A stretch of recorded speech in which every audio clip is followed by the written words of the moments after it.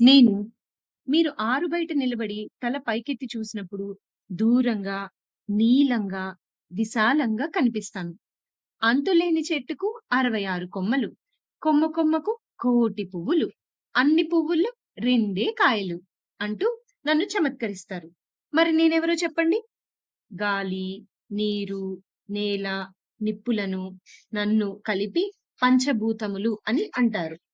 భూమికి దూరంగా మిలమిల్లాడుతూ, చిన్నవిగా కనపడుతూ, అందరాని వస్త్రం మీద అన్నీ వడగళ్ళే అంటూ చమత్కరింపబడే నక్షత్రాలు, అందాలొలుకుతూ వేలాది తారల వెలుగు ప్రవాహమైన పాలపుంతలు, ఎర్రగా మండుతూ మీకు మిగిలిన జీవకోటికి వేడిని, వెలుతురును, జీవశక్తిని ఇస్తూ ఎంత వింత బండి, ఎగిరిపోయే బండి, మండుతూ మండుతూ మాయమయ్యింది అంటూ చమత్కరింపబడే సూర్యుడు.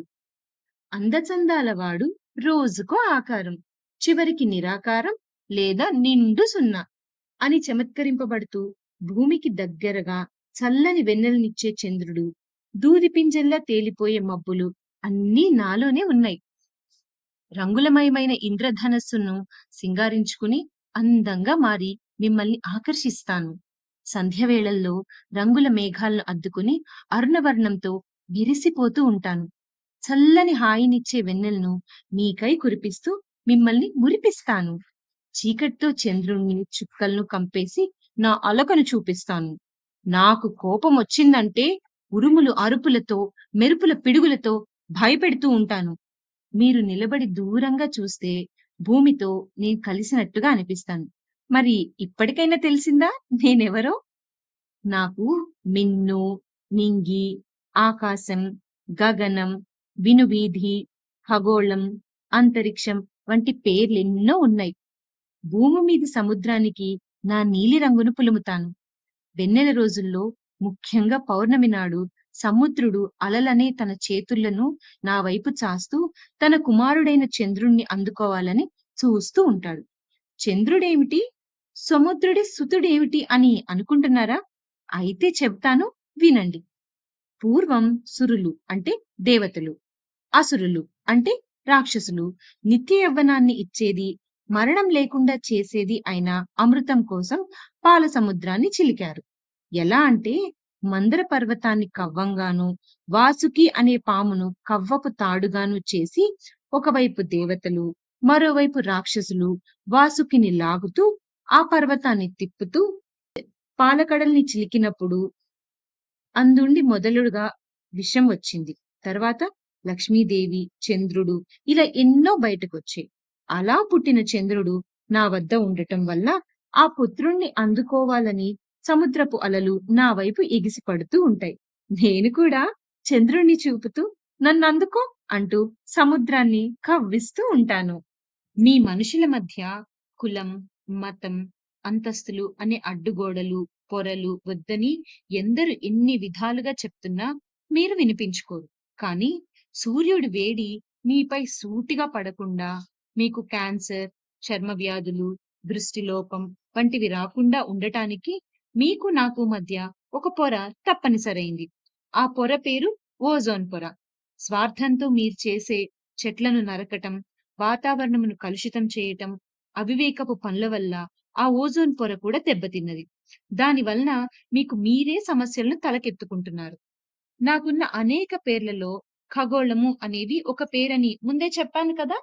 నాలో ఎన్నెన్ని వింతలు, విశేషాలు ఉన్నాయో తెలుసుకోటానికి మీ మానవులు ఎంతో శ్రమపడి ఒక శాస్త్రాన్ని తయారు చేశారు.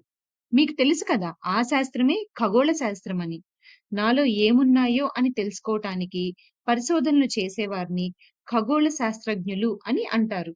వారి పరిశోధనల ఫలితమే భూమి తన చుట్టూ తాను తిరుగుతూ సూర్యుడి చుట్టూ కూడా తిరుగుతుందని, దాని వలనే రాత్రింపవళ్లు ఏర్పడుతున్నాయని కనుక్కోవటం, టెలిస్కోపును కనిపెట్టుట, అనేక రాకెట్లను నాలోకి పంపటం, నీల్ ఆర్మ్‌స్ట్రాంగ్ చంద్రునిపై కాలు మోపిన మొదటి వ్యక్తిగా నమోదు చేసుకోవటం, నిప్పుల గుండంగా ఉండే సూర్యుడి చిత్రాలను తీయగలగటం, అంతరిక్ష నౌకని పంపటం, పాలపుంతల తీరు తెలుసుకోవటం, మీరు తయారు చేసే పంచాంగం, జాతక చక్ర నిర్మాణం, జ్యోతిష్య శాస్త్రం నాలోని గ్రహాల చలన ప్రభావం వల్ల, నక్షత్ర కూటముల వల్ల ఏర్పడినవే.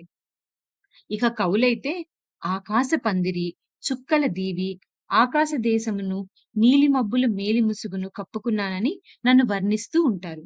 శ్రీశ్రీ అనే కవైతే నేను ఎడారిలా ఉన్నానన్నాడు. కలువ పూలు నా చంద్రుణ్ణి కళ్ళప్పగించి చూస్తాయి. పిల్లలైతే చంద్రుణ్ణి రా రమ్మని పిలుస్తారు. గుజ్జనగూళ్ళ ఆటలు, పండుగ భోజనాలు, ఉయ్యాలలు ఊగటాలు చేస్తారు. స్త్రీలు చాంద్రాయణ వ్రతం చేస్తారు. సూర్యనారాయణ వేద పారాయణ అంటూ సప్తాశ్వరధరుడైన సూర్యుడిని అందరూ నిత్యం నమస్కరిస్తుంటారు. నా సంపద ఉల్కలై రాలుతుంటే నింపాదిగా నిబ్బరంగా చూస్తూ ఉంటాను. గ్రహాల భ్రమణమును ఒక ఆటగా ఆనందిస్తూ ఉంటాను. నన్ను కనుక్కోవాలని వచ్చే మీకు అందక మిమ్మల్ని జాలిగా చూస్తుంటాను. ఒక్కటి మాత్రం నిజం. నేనెప్పటికీ మీకు తెలియని ఒక నిగూఢ రహస్యాన్నే సుమా! అమావాస్య నాడైనా అంటే ఎంత చీకట్లోనైనా గోరంత వెలుగునైనా ఇస్తానని, మంచుతో, వర్షంతో మిమ్మల్ని అలరిస్తానని నన్ను మీరు పొగడటమే కానీ, నన్ను చూస్తూ అందరినీ సమానంగా చూడాలనే విశాల తత్వాన్ని మాత్రం అలవరుచుకోరు. ఎందుకో?